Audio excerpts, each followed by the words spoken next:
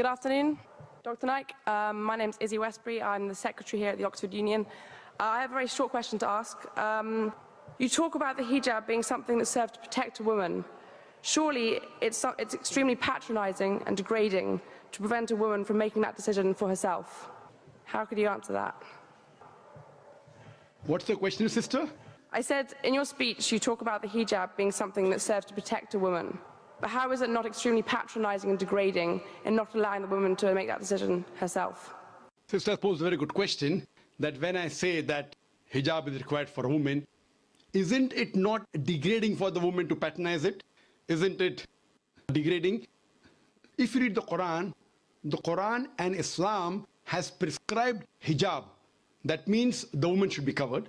The only part that can be seen are the face and the hands up to the wrist. This is for the modesty. And it is not only mentioned in the Quran, it is also mentioned in the Bible.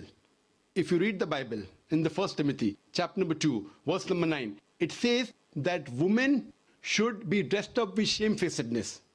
They should be dressed up with sobriety and should not wear braided hair or gold or pearls. It's further mentioned in the 1 Corinthians, chapter number 11, verse number 5, 6. The woman that does not cover her head, then she dishonors her head. Her head should be shaved off. Anyway, I don't agree with this. I'm just quoting you from the Bible. Same way, if you go to the Vedas, it says that the woman should cover the head. So all the religious scriptures, they talk about the woman covering their head. It is for modesty. It is not to degrade the woman. And if you analyze, there was allegation made against me saying that Dr. Zakir Naik says that if they don't wear hijab, you know, that if you wear Western clothes, there are chances the woman will be raped. It is a misquotation again.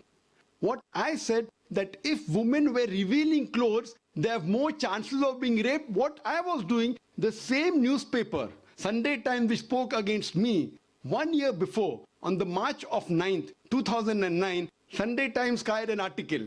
In Britain, 1 out of 7 feel that the women who wear sexy revealing clothes, she should be hit. I'm sorry, I don't agree with it. This is the statistics that was given in the Sunday Times on the 9th of March 2009, that in Britain, 1 out of 7 Britishers believe that the women who wear revealing and sexy clothes should be hit. I disagree with this.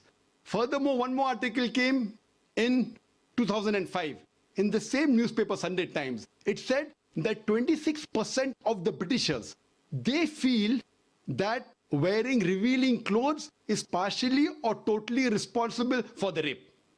So what I say, that the more modestly you are dressed up, you are respected more. So Islam has prescribed the modest hijab for the woman, not to degrade her but to uplift her.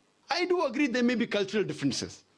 Islam cannot force anyone to adopt it. There are cultural differences. For example, I'll give you an example.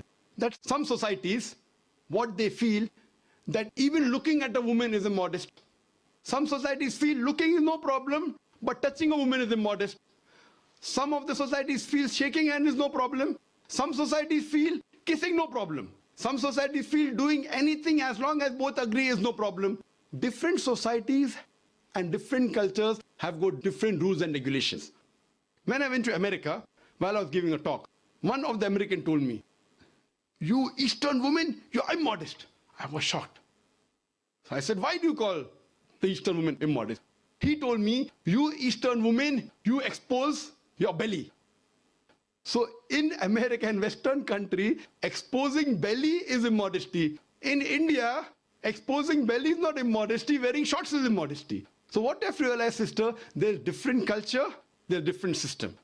Islam cannot force anyone to adopt. It's clearly mentioned in the Quran in Surah Baqarah, chapter number 2, verse number 256, La ikrah fid din, there is no compulsion in religion. But if some women want to adopt the hijab because they feel modest and they feel respected, I feel no other woman should disagree. And when I've been to UK, I've seen hundreds and thousands of women who do cover their hair and who feel that they are uplifted because of this modesty. Hope that answers the question.